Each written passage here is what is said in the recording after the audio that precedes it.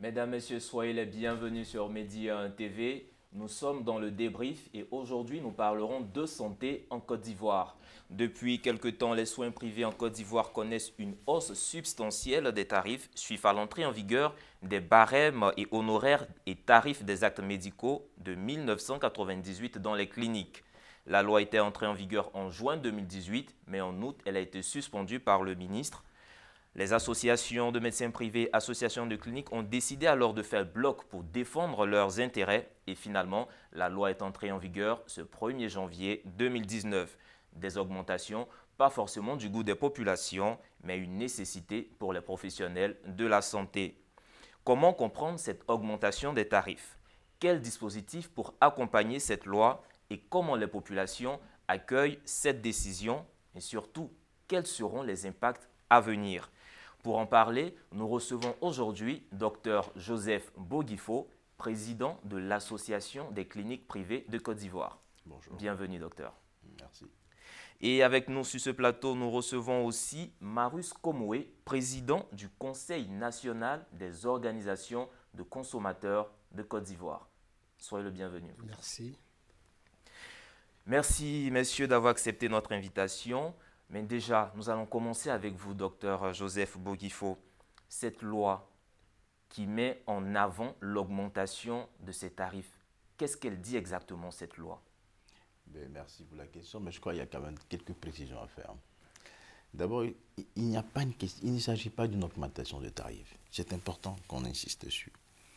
Les tarifs sont connus depuis 1998. Les tarifs sont connus, les tarifs sont appliqués, parce qu'il y a des structures qui l'appliquent. Vous avez des médecins qui l'appliquent. Donc, pour nous, ce n'est pas une augmentation. Ce que nous demandons simplement, conformément à la loi qui régit l'exercice médical dans le monde entier, dans le Côte d'Ivoire, qu'il y ait une harmonisation de ces tarifs sur tout le territoire national. Vous ne pouvez pas faire un acte de médecine générale, je dis n'importe quoi, à 14 000 francs CFA, qui est le coût des honoraires appliqués en Côte d'Ivoire, et puis quelqu'un d'autre, un autre médecin, le fait à 8 000. Il faut comprendre que la médecine n'est pas un commerce. On n'a pas le droit de faire du dumping. Si nous voulons protéger la santé de nos malades, nous sommes obligés de faire en sorte que tout le monde respecte les tests. Je ne peux pas attirer un patient en jouant sur le coût des prestations. J'attire un patient par ma compétence et mon expertise. C'est ce que nous dit la loi. Et ce que nous demandons, c'est qu'il y ait une harmonisation des tarifs. Donc, il n'y a pas une question d'augmentation des tarifs. Il est important pour le souligner pour nous. Parce que ça faisait comme si on arrivait là maintenant et qu'on décide en 2018 d'augmenter, non. Donc la loi a été prise déjà depuis 1998, mais c'est son application qui faisait défaut. Effectivement. Mais alors, président Marus Komoé, en tant que consommateur, vous déjà, comment vous appréciez cette nouvelle, cette mise en application de cette loi-là? Toujours, comme toute organisation de défense des droits de ses membres, nous accueillons une telle information, que dis-je, une telle nouvelle avec beaucoup d'appréhension. D'abord, beaucoup de scepticisme, d'angoisse, de mécontentement exprimé, mais surtout eu égard à la situation qui prévaut au niveau national en termes de moyens dont disposent au plan financier les usagers des services publics de santé. Alors, nous sommes dans un contexte de santé privée, de médecine privée, et il est très clair que dans un État, il est bien évident et bien indiqué que les choses ne doivent fonctionner selon la volonté des uns et des autres au détriment des règles qui sont établies par l'État. À la matière, nous constatons que la mesure prise et qui rentre en vigueur l'a été depuis 1998. Le barème qui tend à l'augmentation, à l'uniformisation des tarifs au niveau des cliniques privées a été décidé depuis 1998, au risque de me répéter.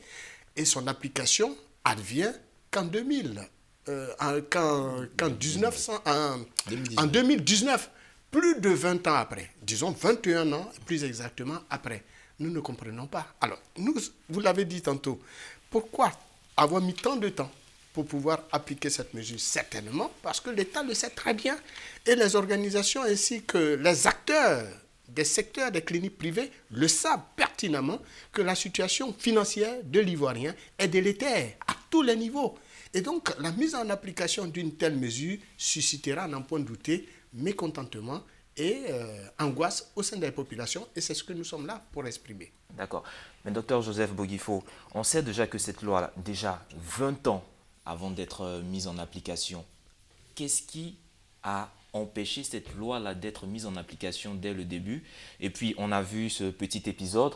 En juin 2018, la loi est appliquée. En août 2018, la loi est suspendue. Et ce 1er janvier 2019, on revient encore à l'application de la loi. Quels ont été les freins à l'application de cette loi? Vous voyez, malheureusement, c'est le même scénario que nous vivons depuis 1998 jusqu'au jour d'aujourd'hui. Nous sommes des entreprises. Les cliniques sont des entreprises. Et comme toute entreprise, elles sont soumises aux mêmes lois de gestion qu'une entreprise. Lorsque votre charge augmente, vous devez vous adapter de manière à pouvoir faire une petite frange de bénéfices pour assurer votre survie. C'est une obligation économique, une obligation de gestion. Qu'est-ce qui se passe? Il s'avère que nous savons tous très bien qu'en 1994, il y a eu la dévaluation du franc CFA. Lors de cette dévaluation du franc CFA, pour éviter justement qu'il y ait un désordre social, l'État a pris toute une série de mesures énergiques et la santé a été bloquée. Tout le monde a pu adapter ses coûts, sauf le secteur de la santé. Le secteur de la santé n'a été libéré qu'en 1997, il y a eu une décision qui a libéré la libéralisation justement des tarifs. C'est en ce moment que nous avons commencé à discuter avec tous les partenaires pour mettre en place une tarification qui soit une tarification consensuelle et appliquée par tous. C'est ce que nous avons appelé la tarification de 1998. Il y a un autre élément maintenant qui va rentrer dans la danse. Il faut savoir qu'avant, lorsque vous étiez malade, vous alliez voir votre médecin, mais vous êtes dans une clinique, vous payez vos actes de soins. Et ils allaient vous faire rembourser après par votre assurance. On a été contacté à l'époque par justement les sociétés qui font ce qu'on appelle la couverture maladie pour tomber d'accord sur ce qu'il y a un tiers payeur. C'est-à-dire qu'à partir de maintenant, quand vous venez chez moi, vous ne payez pas. C'est le tiers payeur qui paye pour vous. Ceci pour faciliter votre accès aux soins, faciliter aussi tout ce qu'il y a comme urgence et imprévu dans le système de santé. Nous avons accepté de faire jouer le jeu du tiers payeur. Et le problème se pose, pourquoi ça n'a pas encore été appliqué, c'est parce que le tiers payeur ne joue pas son rôle. Le tiers payeur, lui, se refuse d'entrer dans la danse, quoique tout est discuté avec lui. En 1998, nous avons discuté des tarifs des actes médicaux. Nous avons tout assuré avec le tiers payeur. En 1998, on a fait. Maintenant, c'était impossible de l'appliquer parce qu'au moment de l'appliquer, le tiers payeur n'a pas voulu jouer son jeu et il a continué, lui, de vouloir payer les anciens tarifs qui demeuraient. Alors, je vais vous arrêter ici une minute. Oui. On parle du tiers payeur. Oui. Est-ce que vous pouvez être plus Alors, explicite? C'est qui le tiers payeur? Le tiers payeur, c'est celui qui dit, moi, je viens, c'est un peu ici, vous avez les mutuelles de santé, vous avez les assureurs qui font la couverture maladie et ce qu'on appelle les sociétés autofinancées. Voilà le tiers payeur. C'est comme votre voiture, lorsque vous avez un accident, ce n'est pas vous qui payez. Vous êtes assuré, l'assureur va aller payer vos frais. Mais cette fois-ci, au lieu que ça se fasse avec du matériel, ça se fait sur la santé. Voilà. Et le problème demeure jusqu'au jour d'aujourd'hui. Qu'est-ce qui s'est passé du côté des structures de santé? Vous savez, il y a une composante sociale qui fait que nous demeurons tous sensibles.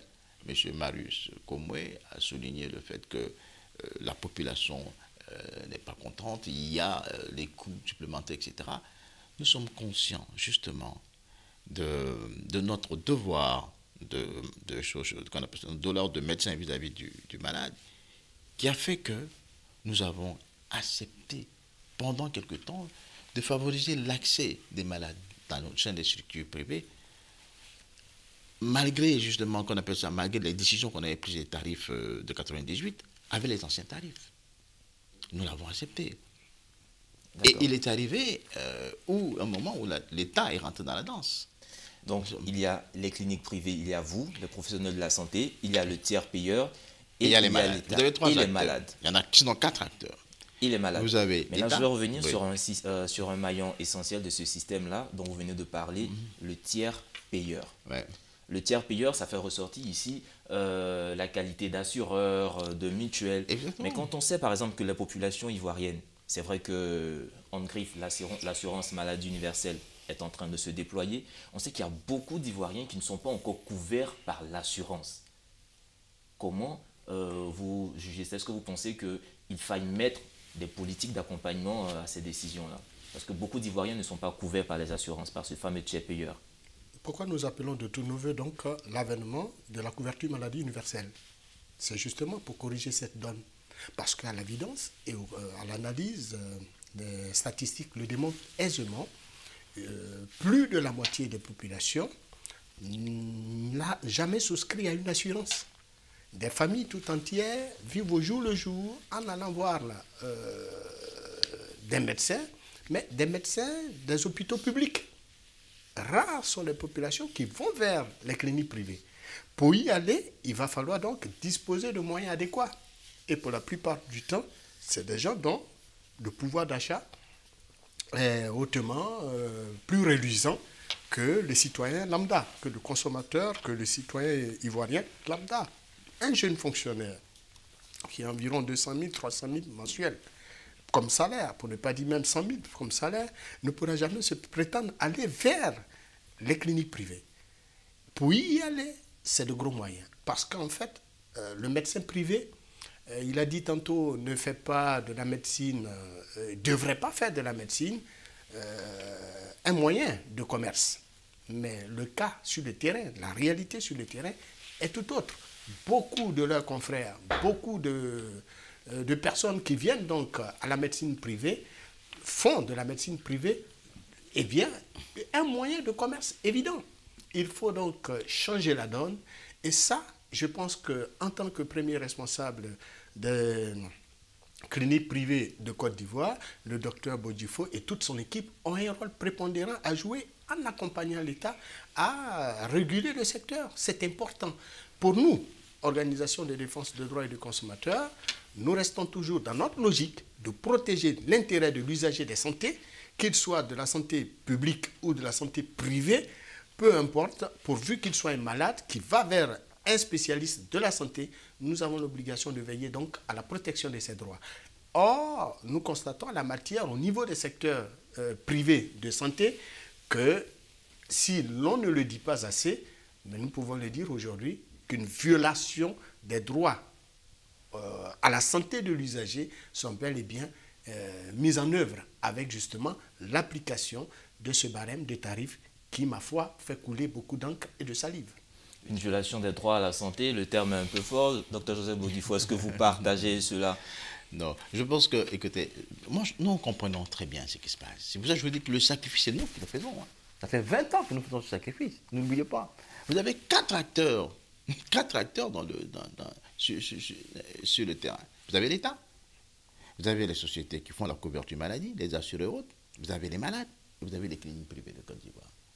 Ça fait 20 ans que le seul acteur parmi les 4 qui joue le jeu, qui fait les sacrifices, c'est qui? C'est les cliniques privées de Côte d'Ivoire. Nous sommes les seuls. Je vous ai dit qu'en 1994, il y a eu une augmentation des coûts à 100%. On n'a rien augmenté du tout. On est arrivé en 98. Nous avons discuté de coûts pour pouvoir quand même survivre comme tout le monde. C'est une question de survie. Nous adapter, continuer de permettre à la population de venir aux soins. Impossible d'appliquer ces coûts-là. 20 ans après, vous êtes d'accord avec moi que ces coûts sont plus valables, c'est caduque. Donc, normalement, c'est pour vous dire que normalement, en 2018, on ne devait même pas être en train de vous parler des coûts de choses de 1998. Ça n'a pas de sens. Mais pourquoi nous l'avons décidé? C'est simplement parce que ces coûts sont connus depuis 1998. Au moins qu'on l'applique, qu'il y ait un petit tremplin. Alors, au moins justement, oui. Ces coûts qui sont connus depuis 1998, comment vous fixez ces coûts? Oui, en fait, il faut comprendre qu'il s'agit des honoraires des médecins. Les honoraires médecins, c'est quoi? Les honoraires des médecins, c'est simplement la rétribution qu'on donne à un médecin qui va, à partir de son savoir, qu'il va exercer sur un malade. La loi dit quoi? La loi dit que ces honoraires-là sont fixés par des organisations professionnelles reconnues, c'est-à-dire le syndicat des médecins privés de Côte d'Ivoire et l'association des cliniques privées de Côte d'Ivoire. Et la loi nous dit que lorsque nous avons fixé nos tarifs, nous avons, comme ils ont un conseil supérieur, nous avons un organe supérieur qui veille à ce que toutes les lois qui régissent le secteur privé de la santé soient respectées, le secteur de la santé soit respecté. C'est le Conseil national de l'ordre des médecins de Côte d'Ivoire. Nous transmettons justement toutes nos doléances auprès du Conseil national qui l'analyse pour voir si c'est pertinent, si ça répond donc au texte, etc. et qui le valide. Et la loi nous dit que lorsque le Conseil national des médecins l'a validé, ça s'impose sur tout le territoire national à tout le monde. Le Conseil national l'a validé, l'a analysé, l'a validé, a fait une note officielle pour l'informer, l'a publié officiellement dans les journaux en 1998. Jusqu'en 2019, c'est maintenant qu'on l'applique. Vous comprenez? Donc, comme je vous dis, ce sont nos honoraires. Voilà comment ces honoraires sont fixés. Et comme je vous dis aussi, partant de là, nous qui sommes les praticiens sur le terrain, nous avons sciemment décidé d'entamer une discussion constante avec les autres partis. Vous comprenez?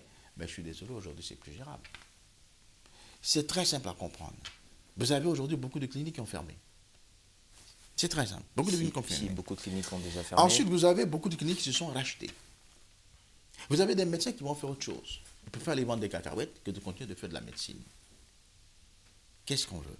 Nous devons tous être responsables et prendre des choix responsables. Faire les choix responsables pour avoir un système de santé efficace. Vous savez, c'est très simple. Moi, docteur Boguifo, j'ai ma clinique. Je ne suis pas obligé de faire du tiers payeur.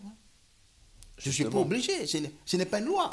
C'est une faveur que le secteur privé a décidé de faire à la population pour lui permettre d'avoir accès à ces soins. Mais si elle doit payer le prix fort, le secteur privé va arrêter de faire cette faveur.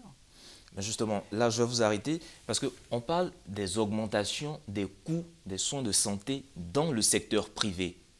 L'État qui met en application cette mesure-là, quand elle sait qu'il y aura des laissés pour compte sur le chemin, est-ce qu'en dehors de ça, l'État fait en sorte, de développer la médecine publique?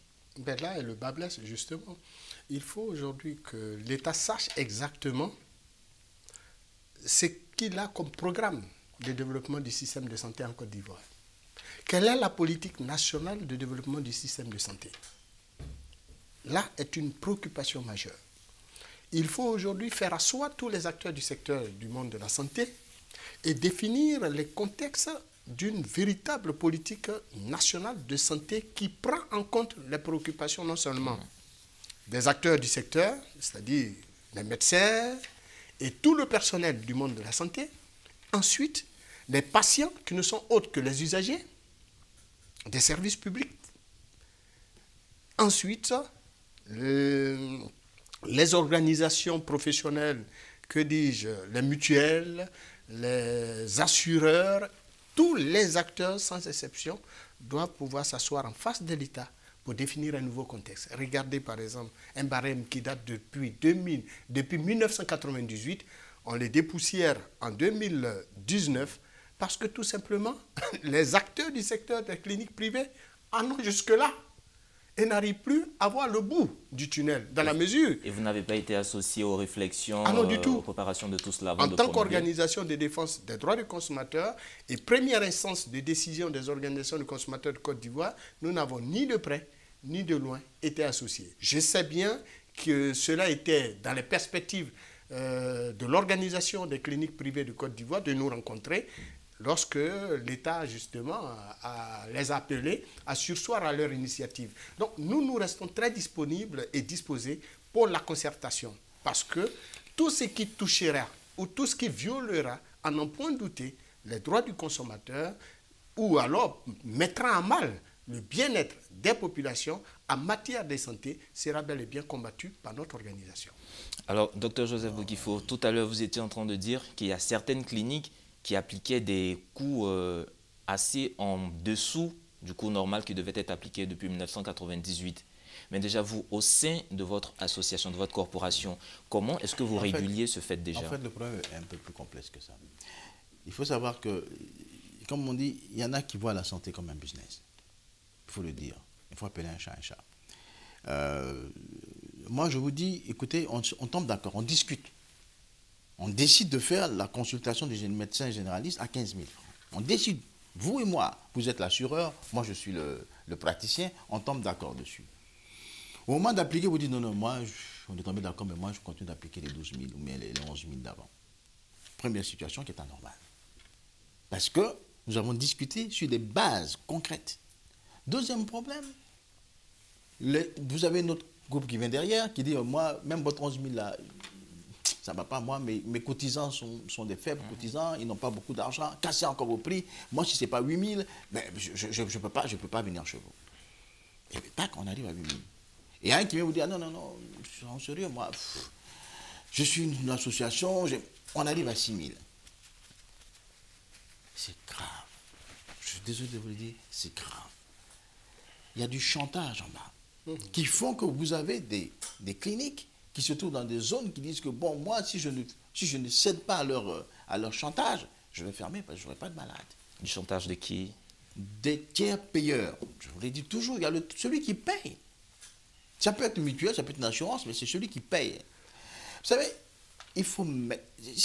pour moi, il n'y a même pas de problème de discussion. C'est clair qu'il y a un seul qui fait le sacrifice. Tout le monde le voit. C'est les cliniques. Pourquoi les autres ne jouent pas leur jeu? Ils doivent jouer leur rôle.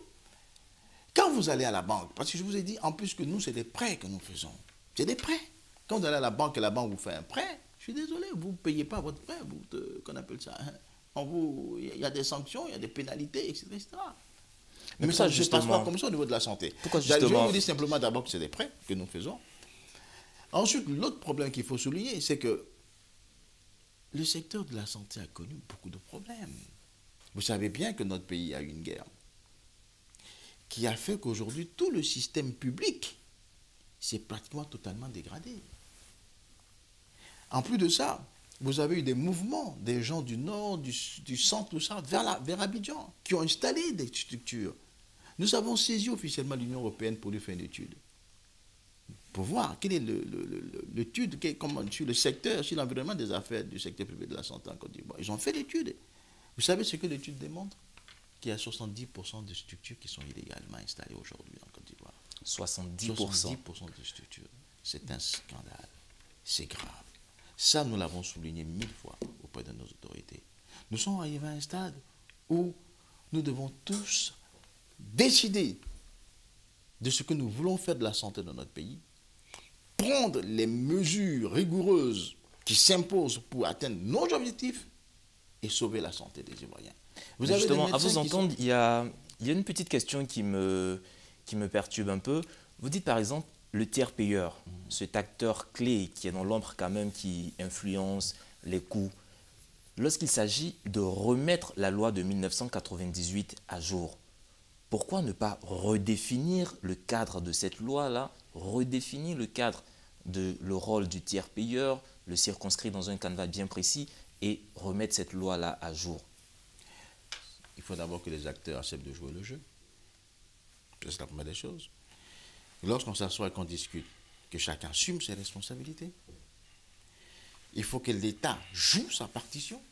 Parce que nous avons signalé à l'État qu'il y a 70% de structures illégales. Nous sommes allés même leur déposer une liste. Mais nous n'avons pas de pouvoir de police. Nous ne pouvons pas aller nous mettre de l'ordre dans le secteur de la santé. Nous ne pouvons faire que dénoncer. Donc, pour vous dire simplement, il faut que chacun joue pleinement son rôle. Ce n'est pas plus compliqué que ça. Il est trop facile de dire, ouais, les médecins font ceci, les cliniques font ceci, les cliniques augmentent. Monsieur, je suis désolé, vous n'accepterez pas qu'on bloque votre salaire pendant 20 ans? Non, vous n'accepterez pas. Nous n'accepterons pas cela. Ben, alors, pourquoi vous voulez qu'on l'accepte pour les honoraires de nos médecins? Pourquoi vous voulez que ce soit la même chose pour le secteur privé de la santé qui, lui, reste bloqué pendant 20 ans? Je pense qu'il faut quand même... féliciter ce secteur de la santé qui fait preuve vraiment de niveau de citoyenneté. Si, un grand sens du sacrifice sur lequel nous allons rebondir tout à l'heure, et surtout par rapport aux chiffres que vous venez d'évoquer tout à l'heure, 70% des pratiquants ne sont pas officiels, ils travaillent dans l'illégalité. Alors, Président Marius Komoé, vous déjà, comment vous appréciez cette situation-là? Mais avec la peur au ventre. Et la plupart de tous les téléspectateurs qui nous suivent ici sont ahuris d'entendre cela. Mais cela est dû simplement à l'incompétence, que dis-je, à une volonté non affichée de l'État d'assainir le secteur. Que certains praticiens de la santé décident d'aller vers l'exercice de la fonction, la pratique de l'exercice de la fonction, je veux dire, de santé, dans le secteur privé. Mais l'État met des conditions. C'est parce que l'État est défaillant au niveau du public que l'État crée les conditions de libéralisation du secteur en permettant à des acteurs de s'installer pour continuer l'œuvre de satisfaction des besoins des populations en matière de santé.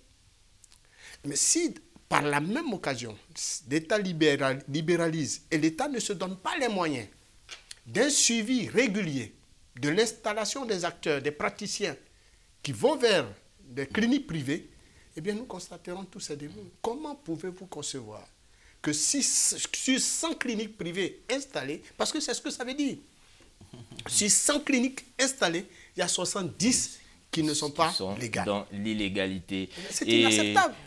Président Maurice Komoé, c'est des entonnoirs de la mort. Justement, nous allons revenir sur ce sujet-là. Mesdames et messieurs, c'est là que nous nous arrêtons pour cette première partie de l'émission. Et comme vous l'avez constaté, nous étions en train de parler des conditions de la hausse des prix au niveau de la santé dans les cliniques privées en Côte d'Ivoire. Nous nous retrouvons tout à l'heure pour la suite de l'émission.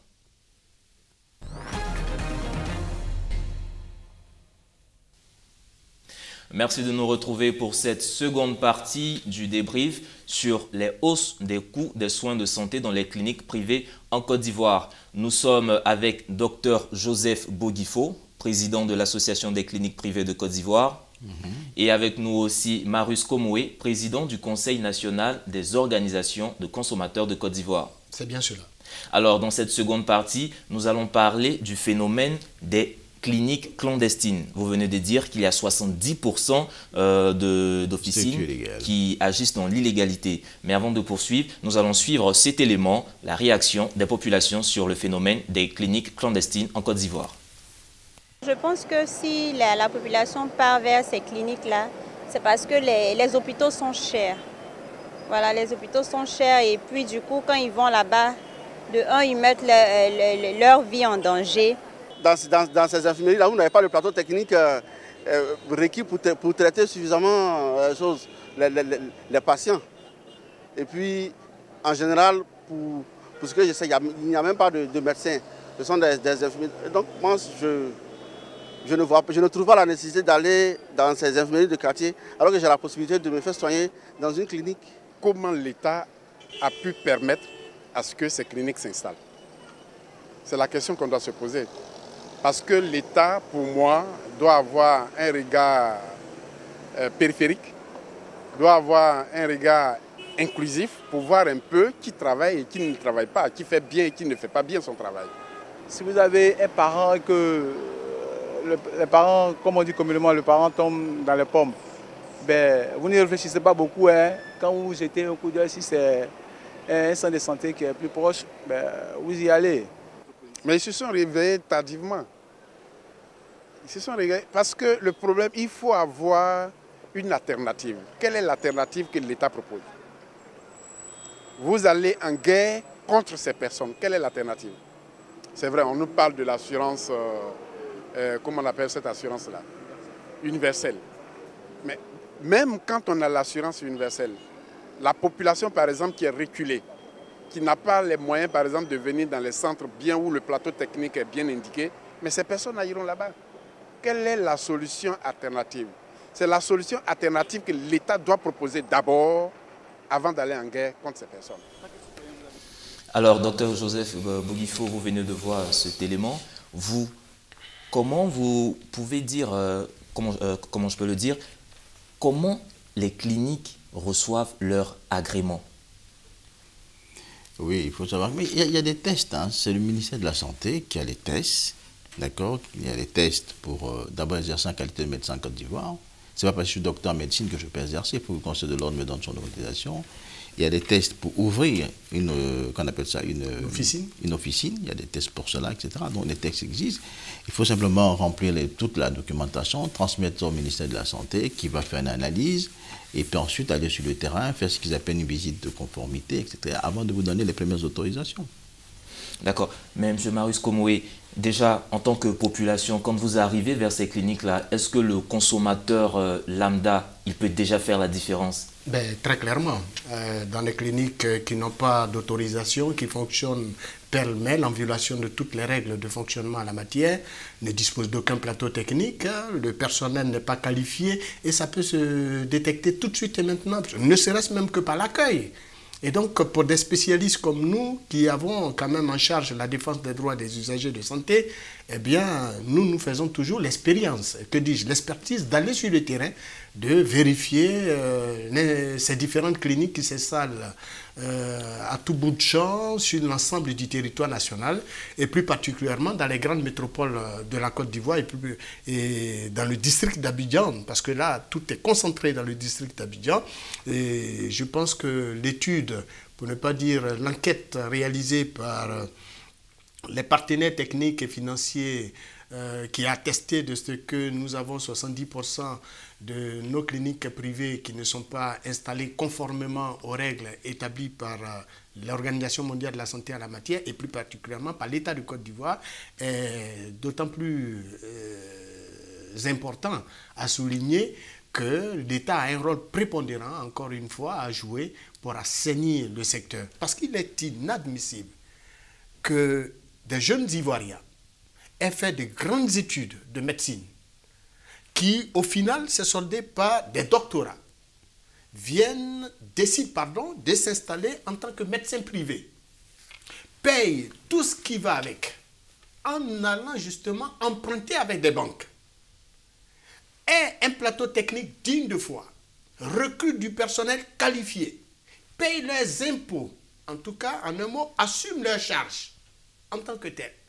Après donc qu'ils aient eu non seulement l'agrément de l'État, mais surtout qu'ils aient la caution de l'ordre national des médecins de Côte d'Ivoire, s'installent pour qu'à leur côté adviennent d'autres qui n'ont aucune compétence en la matière, aucune formation en médecine, encore moins en pharmacie, viennent à s'installer et se font appeler docteurs, s'attribuent la qualité de docteur.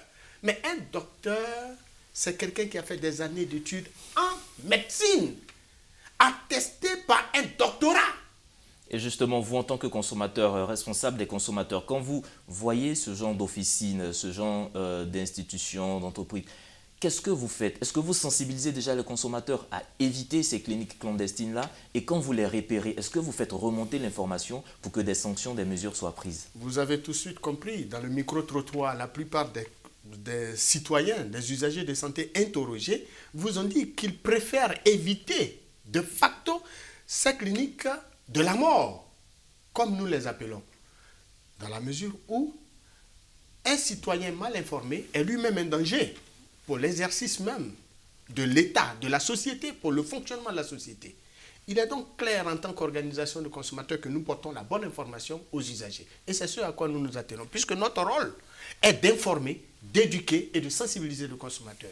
Mais au-delà du consommateur, nous avons également le rôle d'attirer l'attention des pouvoirs publics sur la nécessité d'agir pour extirper d'un secteur d'activité ceux qui n'ont rien à y faire. En la matière, l'État de Côte d'Ivoire ne joue pas véritablement son rôle, ne joue pas réellement le rôle que l'on attend, non seulement que les usagers de santé attendent, c'est-à-dire nous autres qui défendons leurs intérêts, mais surtout les acteurs du secteur, parce que c'est de la concurrence tout de même déloyale.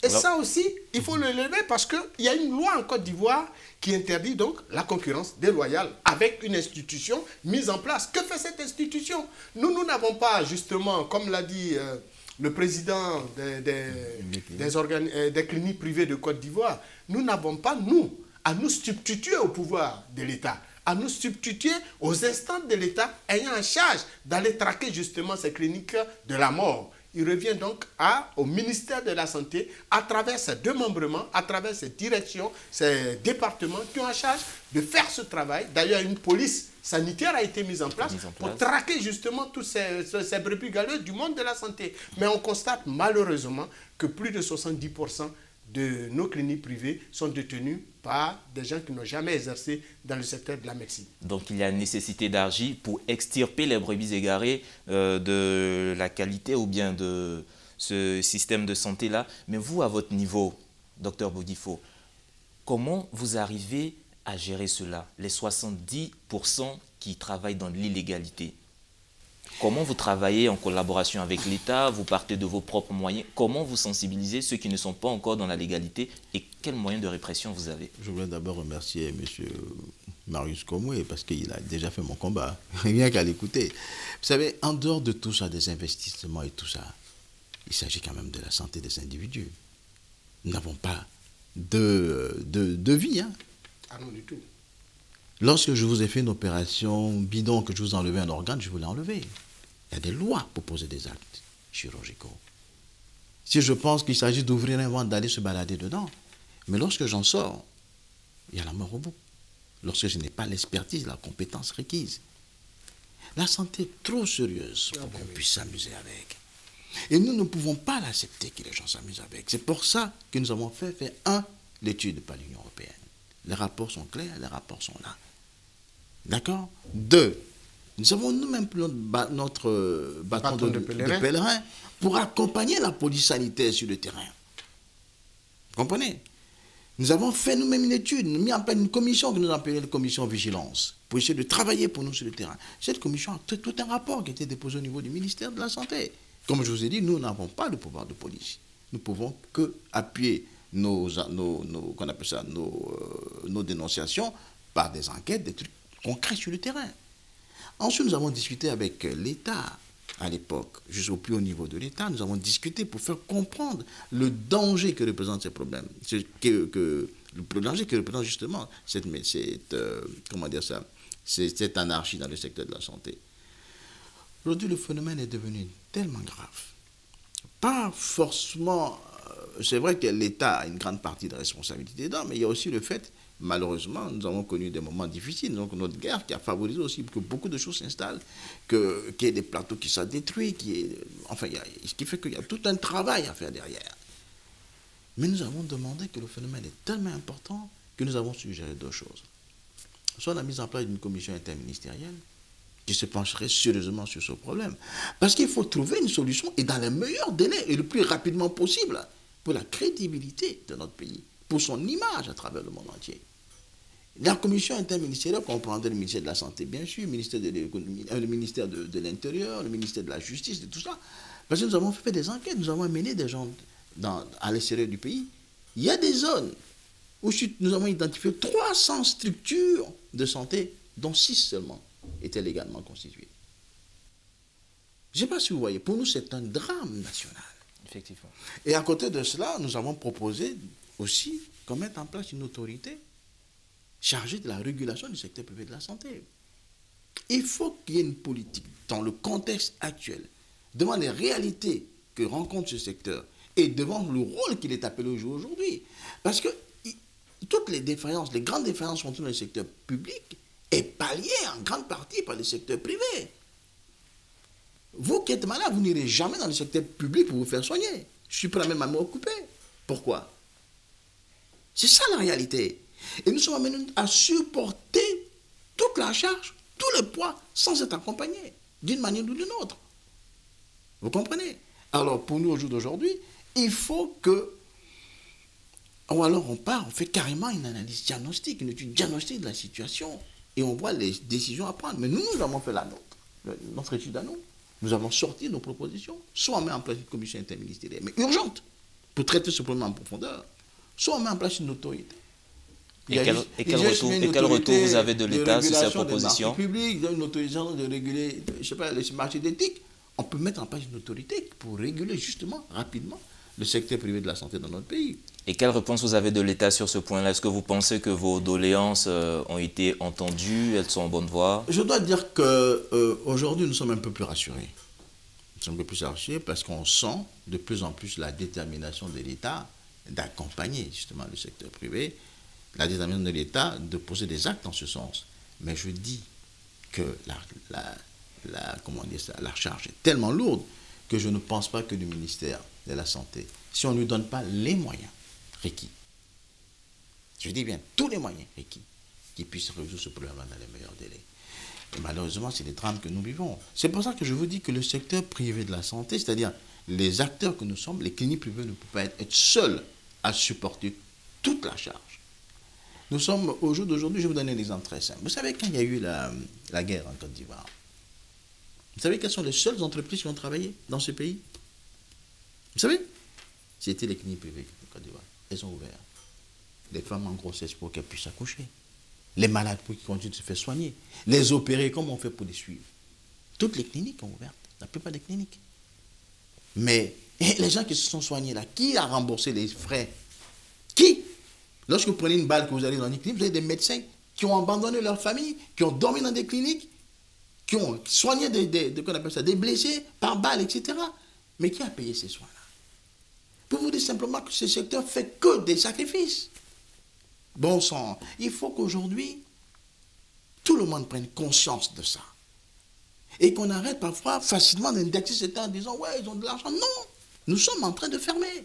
Pour nous, aujourd'hui, c'est une question de survie, pas plus que ça. En plus, vous nous dites que vous avez 70% des structures qui sont illégales. Mais pour nous, c'est encore notre gros problème.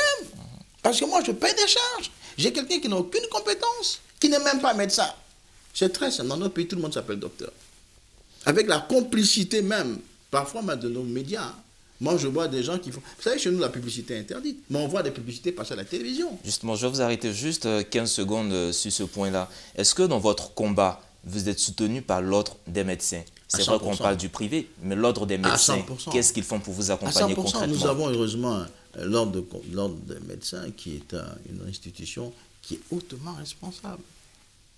L'ordre, je vous ai dit que dès 1998, l'ordre déjà avait fait la première analyse des dossiers, il avait déjà validé. L'ordre a écrit. Là, en 2018, l'ordre a encore écrit au ministère pour dire nous donnons l'autorisation au secteur privé d'appliquer les barèmes. Enfin. Mais comme on dit que ce soit nous, que ce soit l'ordre n'a pas non plus de pouvoir de police. Hein. Nous ne pouvons tous que dénoncer et de regarder les choses se faire, malheureusement. Oui. Mais lorsqu'il y a les conséquences, il faut que tout le monde l'assume à son niveau. D'accord, on parle des cliniques clandestines, mais aussi à côté, ça fait un peu ressortir le phénomène des faux médicaments. Des faux médicaments, les cliniques clandestines, tout ça se rapporte un peu au niveau de vie quand même, du niveau du portefeuille du citoyen lambda. Est-ce que vous pensez que... Oui. Non, je vous laisse terminer. Est-ce que vous pensez que tout à l'heure on parlait des mesures que l'État doit mettre en œuvre pour soutenir, pour mettre les conditions en place? Est-ce que là, l'État, une fois de plus, n'est pas défaillant sur ce point-là? Bon, défaillant, on peut le dire comme ça, mais nous disons tout simplement qu'il y a un laisser-aller. En effet, je l'ai dit d'entrée de jeu, lorsque vous décidez de libéraliser un secteur aussi important comme celui de la santé, on ne peut se permettre de laisser n'importe qui s'y installer. Si on a laissé des individus qui n'ont pas de formation requise, qui n'ont pas de formation académique, venir s'implanter dans un secteur aussi sensible comme celui de la santé, où l'on traite directement le corps humain, et cela n'émeut personne, au point même que des partenaires techniques et financiers viennent faire des enquêtes, des études qui attestent que plus de 70% de nos cliniques privées sont installés dans l'illégalité totale. Cela n'émeut personne. Pourtant, dans le cabinet ministériel, comme celui du commerce, que dis-je? Parce que c'est ma tutelle. Non, pour parler plutôt du ministère de la Santé, vous avez l'inspection générale du ministère de la Santé, qui est une structure de contrôle.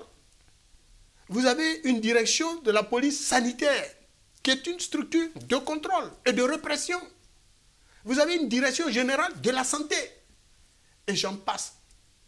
Et toutes ces structures, quel est leur rôle sur le terrain pour nous extirper justement toutes ces cliniques privées indésirables pour nous? Parce qu'en fait, c'est des structures indésirables. Une pathologie maltraitée par quelqu'un qui n'a pas la compétence, mais entraînera, à n'en point douter, des complications, pour ne pas dire la mort du patient.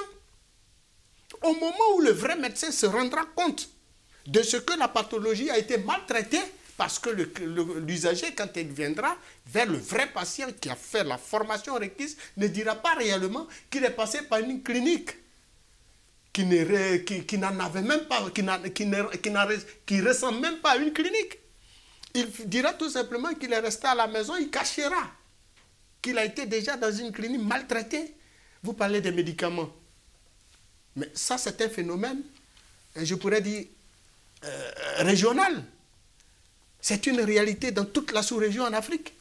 Et surtout en Afrique de l'Ouest. C'est une réalité dans toute la sous-région, mais on vient de voir récemment que le gouvernement a quand même mis en place une autorité de régulation. Non, j'arrive. N'oubliez pas que je suis moi-même membre du Conseil national de la nouvelle pharmacie de la santé publique, qui est la centrale d'achat des médicaments de l'État. Justement. Pourquoi nous sommes allés vers une centrale d'achat? Nous étions avec la pharmacie de la santé publique, tout simplement, qui était en fait l'organe qui est habilité à pourvoyer, à approvisionner les centres de santé publique de médicaments. Ça n'approvisionne pas ces structures, les cliniques privées, non. Les cliniques privées prennent leurs médicaments avec des grossistes, des répartiteurs. Ça, c'est libre cours. C'est des débats, c'est des discussions, c'est des contrats. Mais au niveau de l'État, les centres de santé publique sont approvisionnés uniquement et principalement par la nouvelle pharmacie de la santé publique, dont je suis membre du conseil d'administration.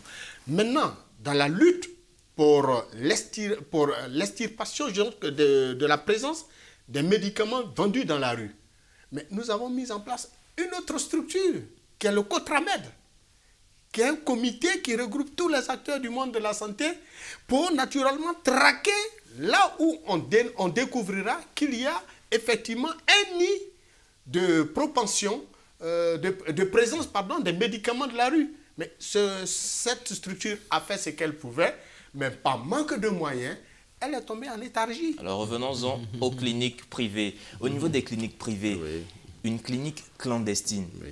L'opérateur, le promoteur de cette clinique-là, à quelle sanction il doit s'attendre si jamais il est démasqué? Il faut d'abord aussi préciser quand même qu'au niveau des cliniques clandestines, on a mis, il y a aussi une partie quand même de responsabilité de l'État dans la mesure où, depuis 2007, on ne sait pas pourquoi, l'État a arrêté aussi de donner des autorisations d'installation clinique. Quelle que soit la clinique, officiellement, il n'y a pas d'agrément depuis 2007. Là, ils sont en train de voir comment lever ce problème. Mais ce qui fait que vous avez aussi des médecins compétents, qui ont toute l'expertise requise, qui ont fait des démarches auprès des banques, qui sont installés, mais qui n'ont pas leur autorisation conforme. Voilà, il y a aussi ça, ce problème. Et à côté de ça, vous avez maintenant toutes les structures totalement irrégulières. Nous avons constaté que vous avez parfois des aides soignantes. Vous savez ce que c'est qu'une aide soignante? Absolument. Qui ont des cliniques. C'est-à-dire, il y a des choses qui sont tellement révoltantes qu'il vaut mieux ne pas les sortir ici. Vous voyez? Alors, ça, c'est, comment on appelle ça? Ça, c'est le constat qui est fait sur le terrain. Alors, devant ce gros problème, parce que pour nous, je veux dire que c'est le problème des structures illégales. Je ne sais pas, mais quand on en parle, quelque part, on a mal. Vous comprenez? On a mal, parce que on ne comprend pas, et on comprend que... Bon, quelque part, on dit on ne comprend pas. Oui, comme disait M. Marius, il y a quand même... Il faut mettre les moyens. Voilà, n'allons pas plus loin. Il faut prendre les mesures qui s'imposent. Il faut y mettre sérieusement les moyens. Ils ont mis en place le COTRAMED. Pas de moyens, ils ont dû arrêter. Non, le COTRAMED ne fonctionne plus. Fonctionne quand je dis, voilà, ils ont dû arrêter. Donc, il faut vraiment avoir la vision qu'on veut, mettre réellement les moyens, évaluer les résultats, faire des contrôles, sanctionner ceux qui ne vont pas. Et nous sommes sûrs qu'on arrivera à mettre de l'ordre dans la vie. Mais sinon, vous savez, on est en train de vivre quelque chose en 2019. Mais je vous le dis, ce n'est pas le coût réel des actes de prestation qui vont être appliqués en 2019. C'est juste un tremplin de 2018, des coûts qui sont dépassés, qui n'ont même plus de raison d'être. C'est tout vous dire. Mais simplement, nous le mettons en place pour que pendant une année, tous les acteurs s'asseyent autour d'une table et qu'on commence déjà à discuter pour parler de 2020, où nous allons être obligés d'appliquer les vrais coûts. Après 2019. Oui, mais il ne faut pas non plus que là, depuis janvier 2019, plus de dialogue, plus de discussion, rien du tout. Et quand on va arriver en 2020 et qu'on va dire, bon, voilà maintenant les tout réels, parce que nous allons continuer de travailler sur le terrain, que cela pose un problème. D'accord. Rapidement, le débat va se poursuivre, mais rapidement, si vous avez un mot de fin en 30 secondes, que retenir de cette hausse des coûts des soins de santé et quel impact sur nos populations à venir? Alors, moi, ce que je peux dire, c'est que d'abord, il est important que tout le monde comprenne qu'il y a des acteurs, que chacun doit jouer son rôle. Il est important que l'on comprenne aujourd'hui, prenne conscience du sacrifice que fait le secteur privé tout seul de la santé pendant des années. Il est important aujourd'hui que nous prenions suffisamment conscience que la santé est trop sérieuse pour qu'on puisse la prendre avec légèreté, que tous les acteurs jouent leur rôle. Et je ne peux m'empêcher aujourd'hui de regarder dans la direction de l'État pour demander à l'État d'accompagner véritablement ce secteur, pour lui permettre de répondre aux attentes qu'on attend dans son rôle d'appui de l'État dans sa mission de service public. Il faut que l'État accompagne ce secteur. Comme on accompagne d'autres secteurs, hein? L'État accompagne d'autres secteurs. L'État vous accompagnera, on l'espère bien, et c'est notre vœu le plus cher. Dans l'intérêt des malades. C'est votre vœu le plus cher et c'est aussi notre vœu le plus cher. Alors, Marius Komoué, vous, en tant que consommateur, population, qu'est-ce que vous avez à dire comme mot de fin? Appeler l'État à plus de responsabilités. Appeler les décideurs d'honorer leurs engagements pris vis-à-vis des usagers des services publics lors des campagnes électorales.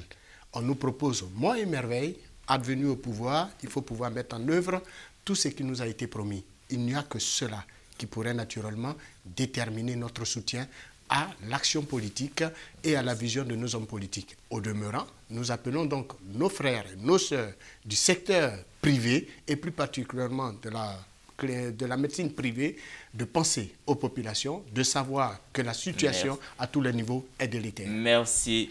Vous l'avez compris, aujourd'hui nous parlons de la hausse des coûts des soins de santé dans nos cliniques privées. Nous étions avec Dr Joseph Boguifo, président de l'Association des cliniques privées de Côte d'Ivoire, et Marius Komoué, président du Conseil national des organisations de consommateurs. Les cliniques clandestines, comment repartir les capacités de l'État pour résorber ce problème? Le débat se poursuit chez vous. Le débrief, c'était aujourd'hui la hausse des coûts des soins de santé en Côte d'Ivoire. Merci.